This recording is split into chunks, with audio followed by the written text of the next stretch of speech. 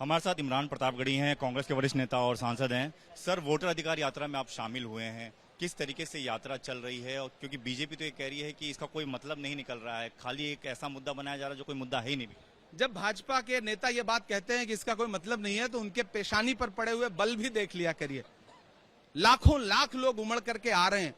ये किराए की भीड़ नहीं है, ये नरेंद्र मोदी जी की सभाओं में लाई गई भीड़ नहीं है, ये आई हुई भीड़ है जो राहुल गांधी जी के मुद्दे से कनेक्ट हो रही है, इसलिए आ रही है।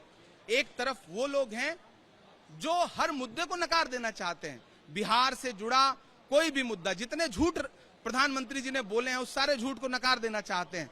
विशेष पैकेज कहां है? मतदाताओं के आप नाम काट रहे हैं, और जब विपक्ष उस पर सवाल कर रहा है तो आप कहेंगे कि ये कोई मुद्दा ही नहीं है। 65 लाख लोगों के नाम कट जाना कोई मुद्दा नहीं है, कोई मुद्दा नहीं है। मुद्दा है, बहुत बड़ा मुद्दा है, हमारे लिए मुद्दा है ये।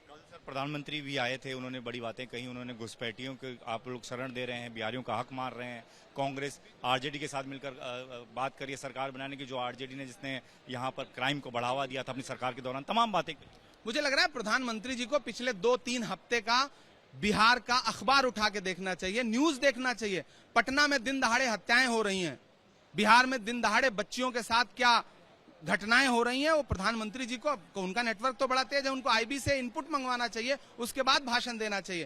प्रधानमंत्री जी, जुमला हर जगह अच्छा नहीं लगता। जुमला आपने 2015 में आरा में भी दिया था 1 लाख करोड़ के पैकेज का, वो जुमला पूरा क्यों नहीं हुआ?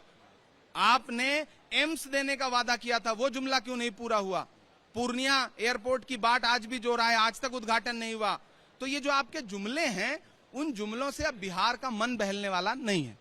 एक आखिरी सवाल, आज अशोक चौधरी जो कि नीतीश कुमार के सरकार में मंत्री हैं, जब वो एक संवाद में गए, वहां पर लोगों ने कहा कि जर्जर सड़कें हैं, उसके खिलाफ उनके खिलाफ नारेबाजी करने लगे, तो उन्होंने हेकड़ी दिखाते हुए कहा कि मुझे आपका वोट ही नहीं चाहिए, और कहा कि इनकी फोटो खींचे, इनके खिलाफ कार्रवाई कीजिए कि सरकारी काम में बाधा डाल रहे हैं। ये खुद नीतीश कुमार के मंत्री अशोक चौधरी।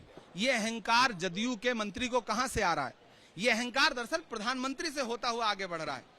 प्रधानमंत्री पूरे विपक्ष में जिनके वोट कटे हैं सबको घुसपैठिया बता देंगे। अगर कल को आपके पिताजी का नाम मतदाता सूची से कट गया तो क्या आपके पिताजी घुसपैठिया हो गए? तो ये अहंकार प्रधानमंत्री से चलता हुआ, मुख्यमंत्री से होता हुआ उनके मंत्रियों तक आ रहा है। बिहार की जनता को और जोर से, पुरजोर तरीके से हर जगह सरकार के नेताओं से, मंत्रियों से सवाल पूछना चाहिए कि सड़कें इतनी जर्जर क्यों हैं, युवा पलायन के लिए क्यों मजबूर है, किसान क्यों परेशान है, खाद क्यों नहीं मिल रही है, पानी क्यों नहीं मिल रहा है, कोसी और सीमांचल बाढ़ की विभीषिका से कब तक जूझते रहेंगे, इसके लिए कोई रोड मैप है क्या सरकार के पास? ये सवाल पूछिए। ये नाराज हों, ये मुकदमा कराने की धमकी दें, इससे ज्यादा इनके पास कुछ है भी नहीं। बातचीत के लिए कैमरामैन राजेश कुमार के साथ दीपक सिंह रावत, एबीपी न्यूज, दिल्ली।